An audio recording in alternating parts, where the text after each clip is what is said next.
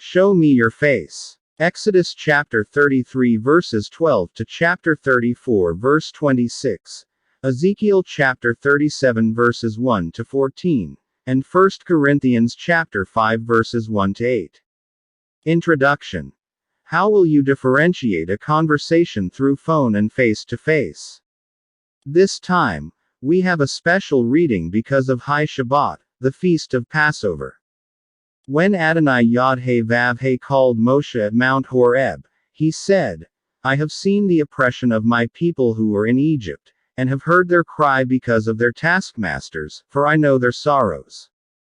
Come now, therefore, and I will send you to Pharaoh that you may bring my people, the children of Israel, out of Egypt.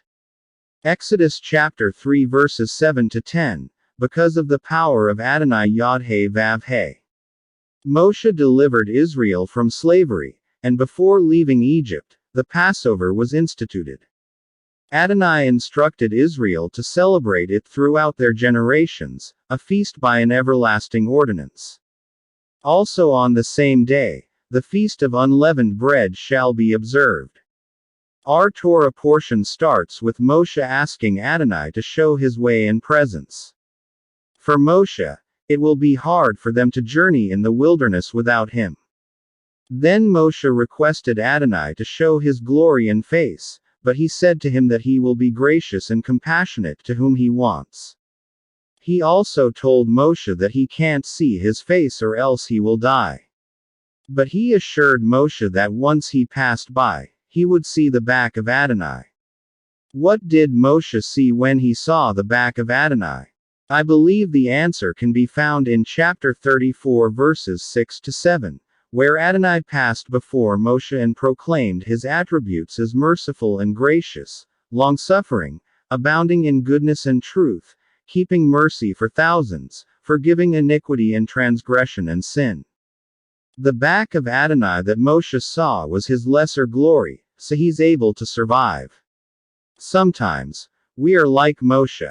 We feel like Adonai is nowhere to be found. Maybe we ask why he doesn't show up so we can see, hear, and touch him. The lesson here is, since Adonai is an invisible God, he wants us to seek him even if we can't see him.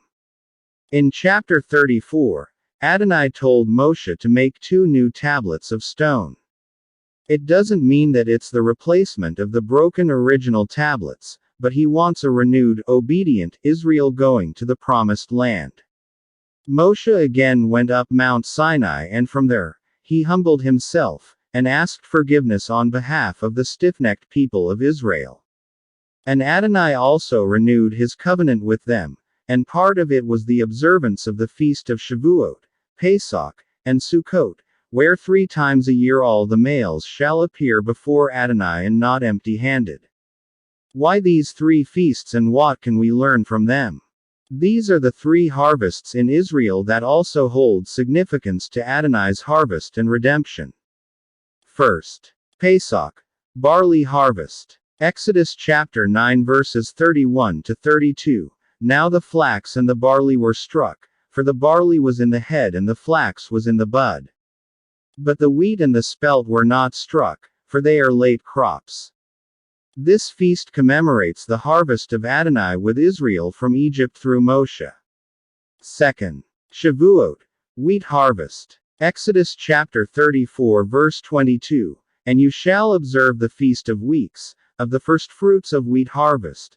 This feast commemorates not only the giving of the Torah at Mount Sinai, but also in Acts chapter 2 where the Talmidim of Yeshua were all filled with the Ruach HaKodesh to share the word in different languages. Please read Acts chapter 2 verses 1 to 4, and chapter 40 verse 47. Third, Sukkot, grape harvest. Deuteronomy chapter 16 verse 13. You shall observe the feast of Sukkot 7 days, when you have gathered from your threshing floor and from your winepress. The significance of this feast will be the final harvest of Adonai Yod-Heh-Vav-Heh.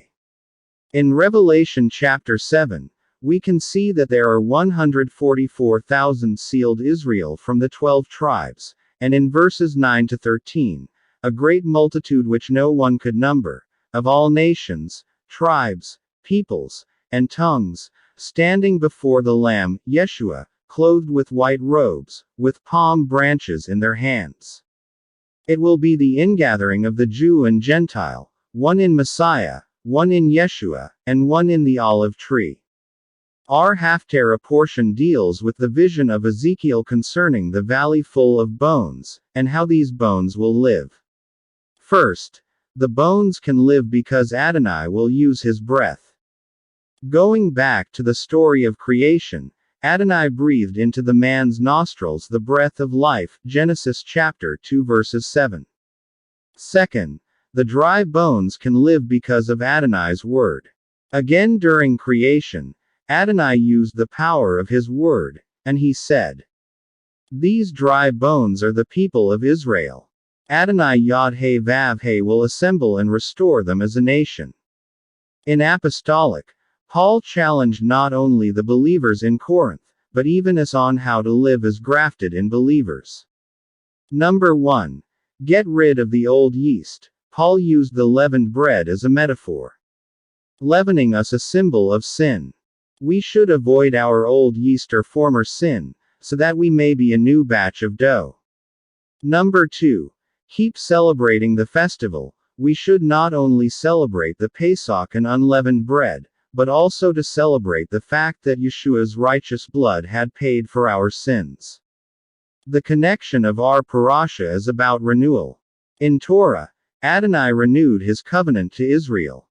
In Haftarah, Adonai will restore or renew the dry bone Israel by raising them to life through his breath and word. In apostolic, Paul reminded us that we should be a renewed batch of dough, without yeast or sin. Back to my introduction. The difference between phone conversation and face-to-face is, through phone, you can't see the person you are talking to, while in face-to-face you will. We cannot see the face of God, but people may see him in us if we are going to renew ourselves and live like a new batch of dough. Hag Pesach Sameach and Shabbat Shalom.